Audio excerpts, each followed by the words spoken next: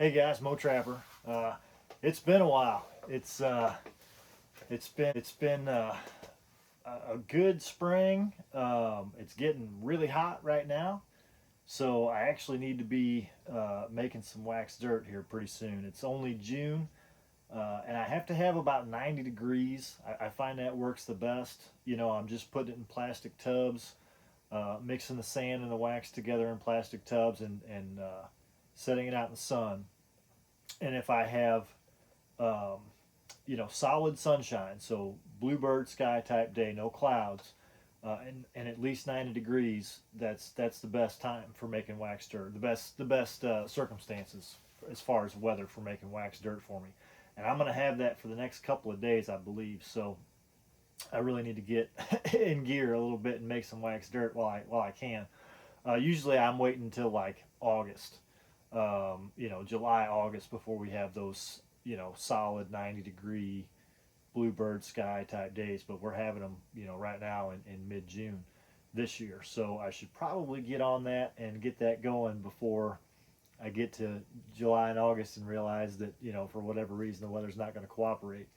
Um, but anyway, I did my traps this morning. I did some logwood dye boiling and some dipping in Full Metal Jacket. And I've got videos on this same process. I've kind of documented it before. So if you're curious about the process, I think last year I did a pretty good video on each step. So if you just scroll back through my videos, you'll find one about dyeing and dipping traps from last season where I documented it a little bit better. But for those of you guys that are starting out, it's a little confusing at first as far as what all you're supposed to do.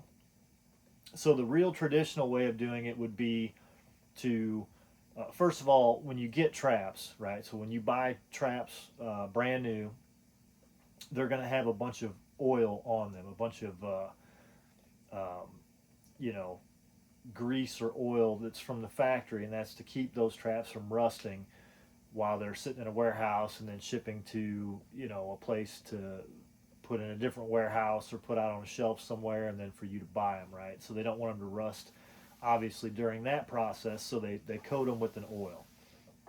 So you got to get that off.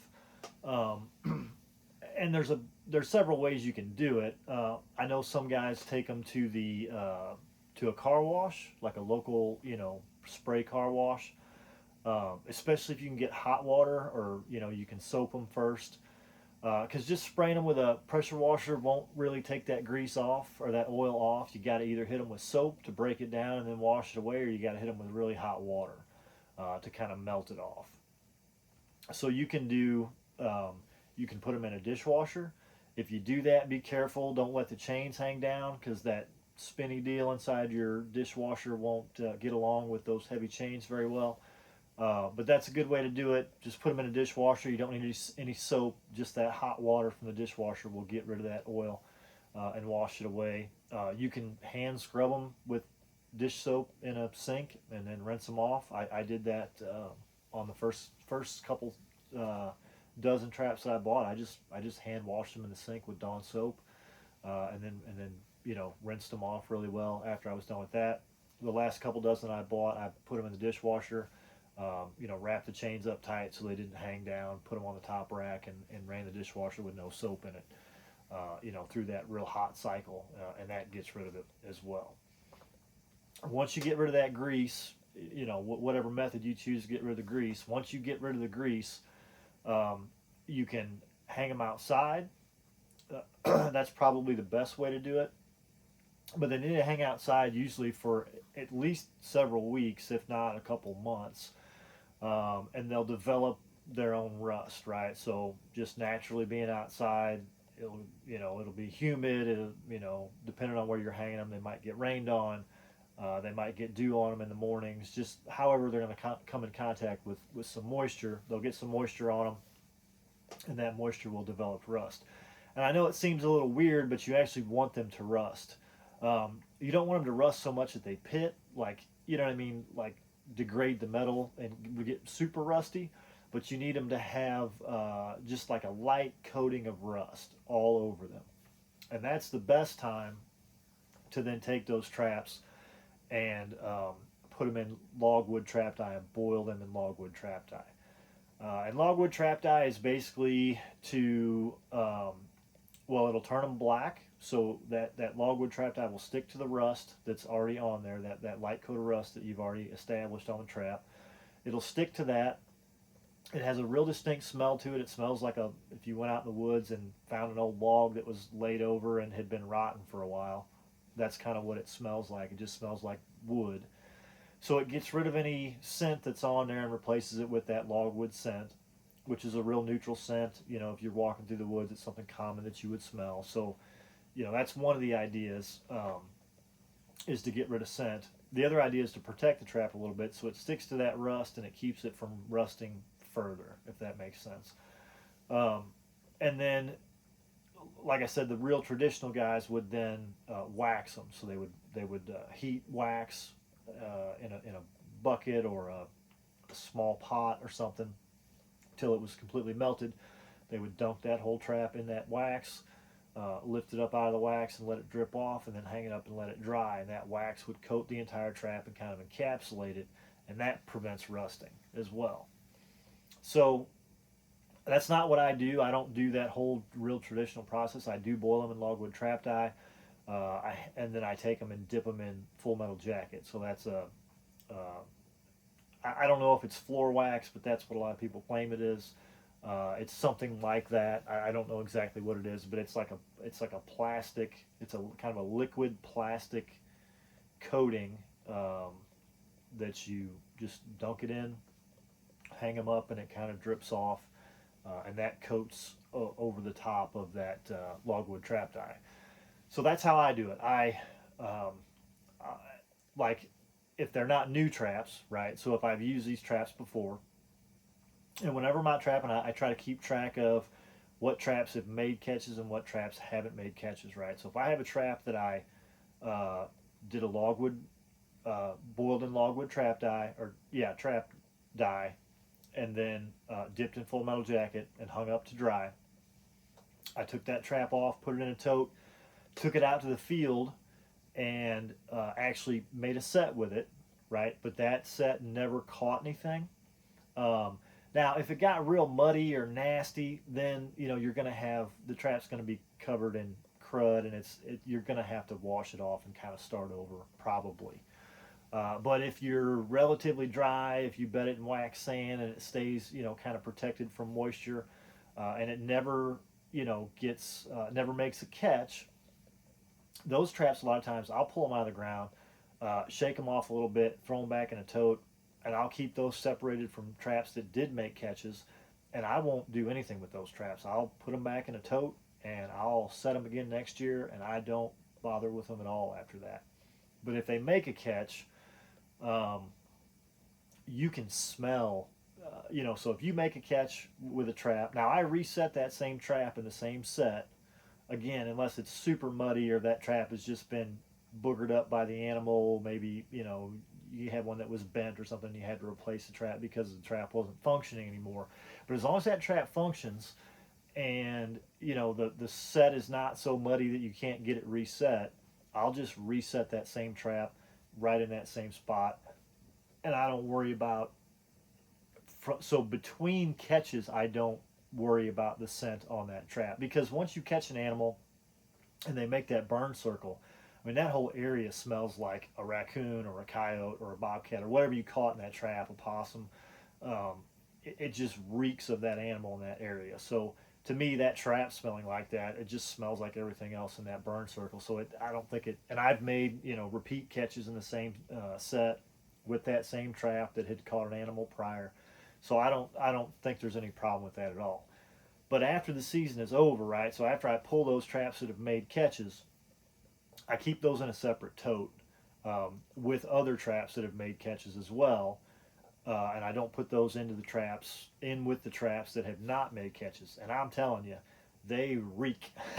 And if you were to open up that tote that has traps in it that had made catches and stick your head in it, I mean, it absolutely reeks of raccoon and coyote and bobcat and all the stuff that you caught in them. So they definitely have a very strong smell. And I mean, even, 6 months later, they definitely have a really strong smell. So I take those traps, I take them to the car wash and I power wash them off just to get the mud and the, grass and all the stuff. Because a lot of times when you're pulling, especially if it's a nasty day that you're pulling and you got mud, you're just going to kind of grab them and throw them in, and you know what I mean. It's more than you want to fool with to try to clean them on site, and usually there's not a way to do it anyway. So you end up with I always end up with a couple of totes full of just pretty nasty traps at the end of the season. So I'll take those to the car wash, power wash them off to get all the mud and, like I said, the grass and all the crap off of them. And then I will let them sit. I put them out in the sun and let them dry, and they'll start to form rust again, which is fine. Another little light coat of rust is a good thing. And then, you can put them back in totes and put them back, in a garage or hang them in a barn or something, and they're fine like that for months. Um, but then at some point over the summer, I grab those traps and I have a fish fryer. I'm sure you guys have probably seen a little propane burner, basically, that you would do fish fries on, outdoor fish fries, or a turkey fryer setup, something like that. And I've got a big stainless steel pot that's for fish frying. I don't use it for that anymore because it's got a bunch of logwood trap dye in it. It kind of smells funny now. But so I've got a dedicated setup for that, dedicated pot that I do this in. And I just put water out of the hose, and I put logwood trap dye. It's powdered logwood trap dye. I get it from, I've got it from several places, but F&T is a good place to go. Indiana, or not Indiana, Hoosier Trapper Supply is a good place to go. They both have it.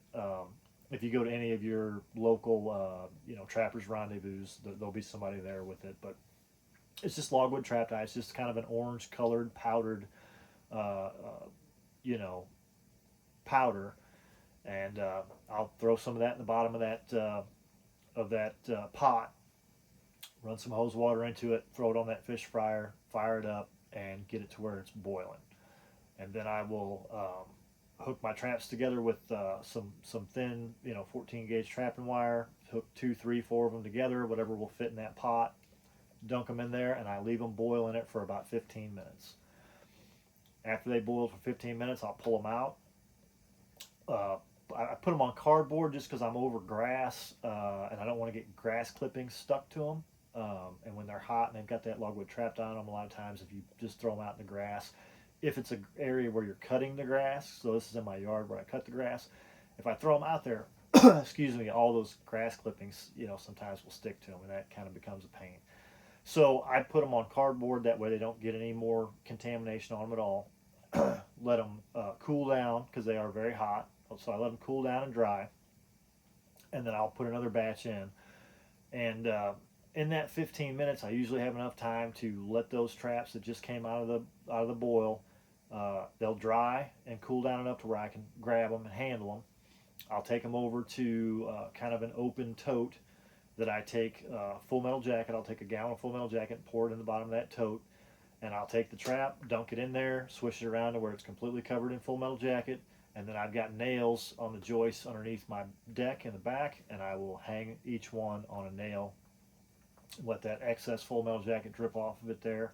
And I let them dry overnight, at least one full day. And they can go longer than that. It doesn't really matter. Once they're coated in that Full Metal Jacket, you could leave them hang for weeks or months, and it really wouldn't make any difference.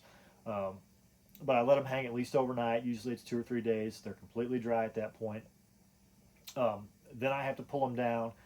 And that Full Metal Jacket has a tendency to kind of like pool up in certain areas.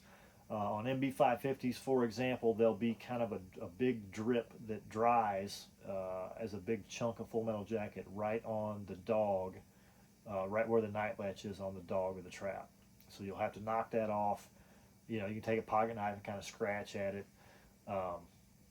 You want to get that completely off, because if you try to set that trap with that glob of Full Metal Jacket on there, that stuff's really slick, and that trap is going to go off when you don't want it to, because it's not going to set in the night latch properly. So you want to knock that off. On my K9 Extremes, I do have to scrape. It's a dogless system, but it's got a little metal tab on the jaw that engages with the pan. I have to scrape those two surfaces clean. That way that there's a good engagement there. Because again, that Full Metal Jacket is really slick stuff. And if it's in between, those contact points where the trap is actually setting, a lot of times it'll be so slick that the trap will go off when you don't want it to. So I clean all that off. On the Extreme Juniors, I will put some bowstring wax on those surfaces to slick them up just a little bit more than what the metal material would be. And then those have been pretty good for me as far as pan tension as well. So there is a little cleanup process after the fact. So after you're done with the dipping of Full Metal Jacket, I always have to kind of go back through all the traps and make sure everything's still good to go, right? So make sure that my dogs are all cleaned off, make sure my, the interfaces on the traps are clean and dry, or clean and covered in bowstring wax. Depends on which trap I'm working on. I may have to do a little adjustment. On my Bridger number twos, a lot of times I'll have to get the screwdriver and the nut driver and kind of tweak the pan tension a little bit on those, because they tend to go from like no pan tension at all to way too much. So it's it's really quarter turn here, quarter turn there to get those just about right. But once I do that, and I'll do all this in the summertime, right? So I just did this today. They're hanging out there right now. I'll let them dry for a couple of days. In a couple of days, I'll pull them all in, go through them like I just described, and then I'll put them in the totes. And once I do that, I have not had to fool with those traps at all. Then, months later, right? So this fall, I'll grab those same totes, take them out in the field, and I'll actually be making sets with those traps.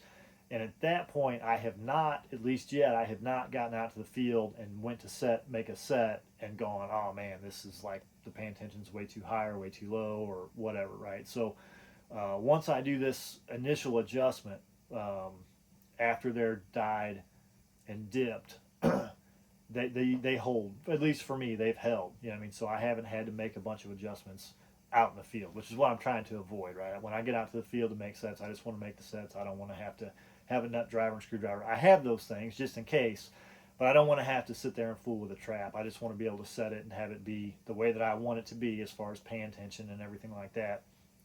Put it in the ground and go. So that's the process that I go through.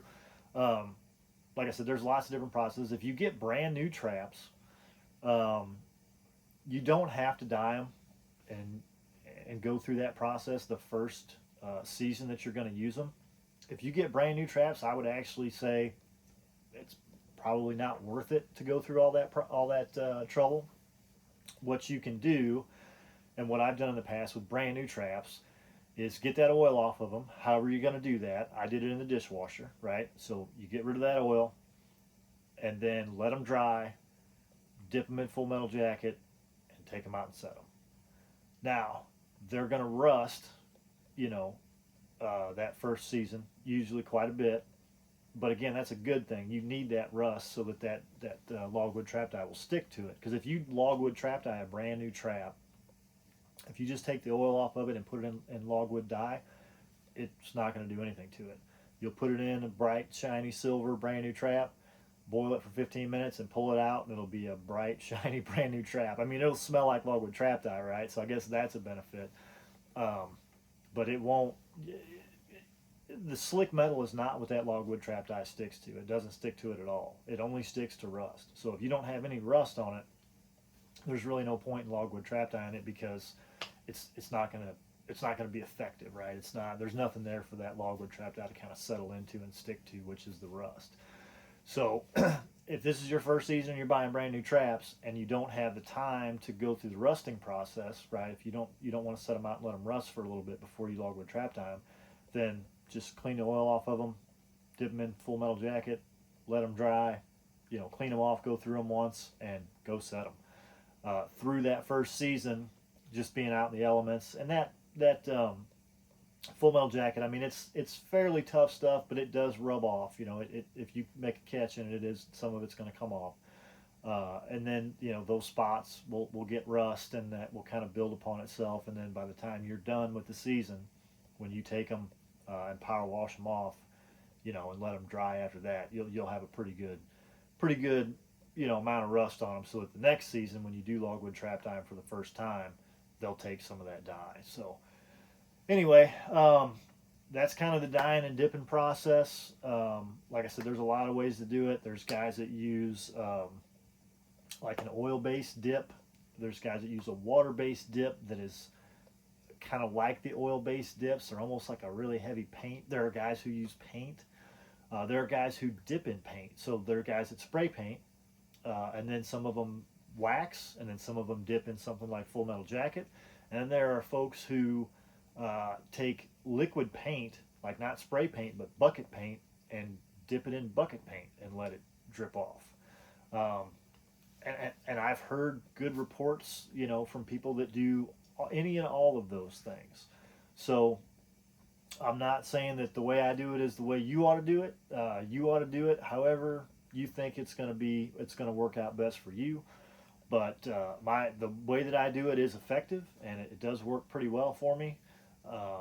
And for me, it's the easiest method of all of them to do.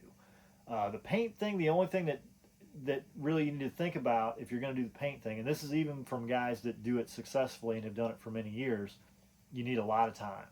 So if you're going to do the paint thing, if you're going to dip them in paint or if you're going to spray paint them, you should probably be doing that pretty soon, because you're going to want them to hang outside and let that paint smell dissipate for months, right? It's not days and it's not weeks. It's a long time before all of that paint smell finally kind of dissipates, and you can't smell paint when you get up close to the trap, right? And you wouldn't want that. So you wouldn't want to spray paint them, say this week, and go set them next week. I think that paint smell would still be so strong that you'd get a lot of dig ups based on something like that. So anything that's going to leave a strong odor on it, you're going to want to do that far in advance. But if you do it enough, far enough in advance and let them hang out and kind of air out, then that method works fine. So anyway, I think that's it. Hope to have some more videos coming out. I know it's been a while, so I apologize for that. Looking forward to season, and we'll see you soon. Thanks.